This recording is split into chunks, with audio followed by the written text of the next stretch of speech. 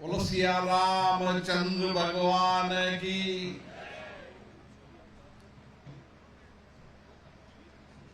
आज मेरा और आप सबका सौभाग्य है कि हमें इस पुण्य और हम सबको ऊर्जा देने वाली, प्रेरणा देने वाली भगवान राम की जन्मस्थली अयोध्या की धरती पर हम सबको प्रणाम करने का अवसर मिला। ये धरती हम सबको चेतना देती है, ये धरती हम सबको ऊर्जा देती है। भगवान राम की धरती हम सबको आदर्श जीवन जीने की प्रेरणा देती है।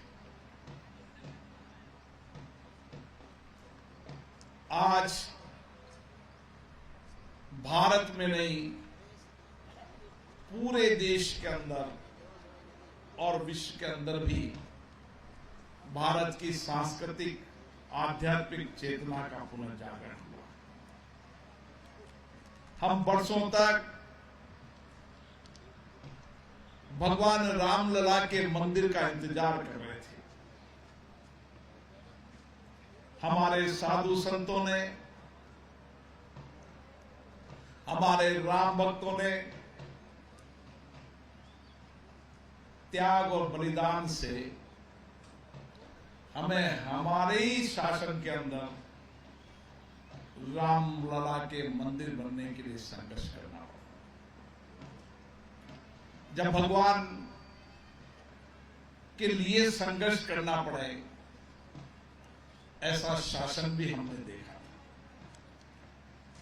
और ये कालखंड हम सबके लिए सौभाग्य है कि इस कालखंड में वर्षों तक जिसका इंतजार कर रहे थे, भगवान रामलला का मंदिर बना। माननीय हमारे प्रधानमंत्री नरेंद्र मोदी जी इस प्राण प्रतिष्ठा में आए थे और पूरा देश उस प्राण प्रतिष्ठा के साथ अपने आप को जोड़कर जिस विनम्र भाव से, जिस आध्यात्मिक धर्म आस्था से भगवान रामलला के विग्रह का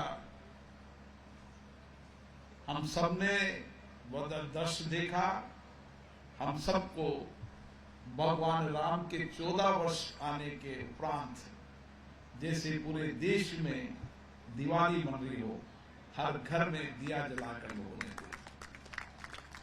और इसीलिए ये धरती हम सबको ऊर्जा देती है, प्रेरणा देती है, नई दिशा देती है।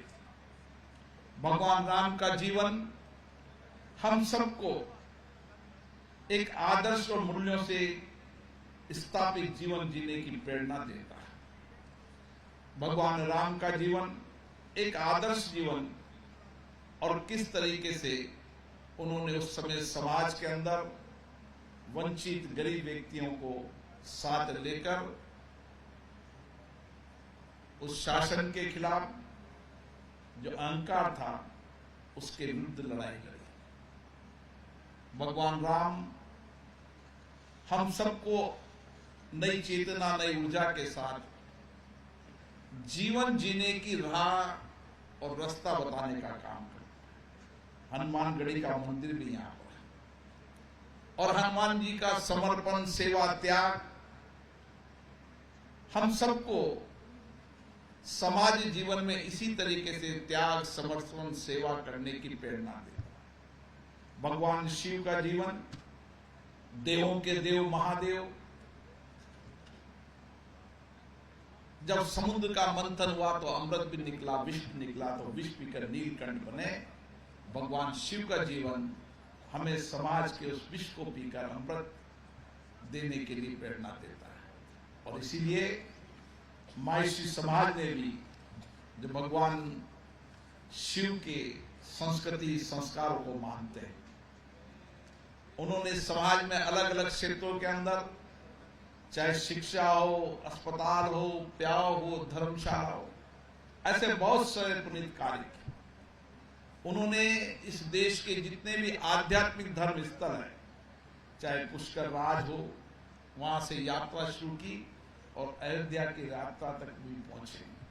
नाथद्वारा का मंदिर हो, रामदेव जी का स्थान हो, बद्रीनाथ हो, केदारनाथ हो, सब स्थानों पर यात्रियों के लिए भवन बनाए, स्थल बनाए और सब समाजों के लिए बनाए। इसलिए महर्षि समाज हमेशा पुरुषार्थ के साथ साथ सेवा, समर्पण, त्याग उनके जीवन की संस्कृति है। मुझे आशा है आज हम सबका सौभाग्य भी है कि आज राजस्थान के मुख्यमंत्री के साथ उनके पूरे मंत्रिमंडल का सदस्य आए, विधायक आए, सांसद आए, सबने भगवान रामलला के दर्शन करेंगे और अपने राज को, अपने काम काज को भगवान राम के जीवन की तरह कामकाज से राज को चलाएंगे।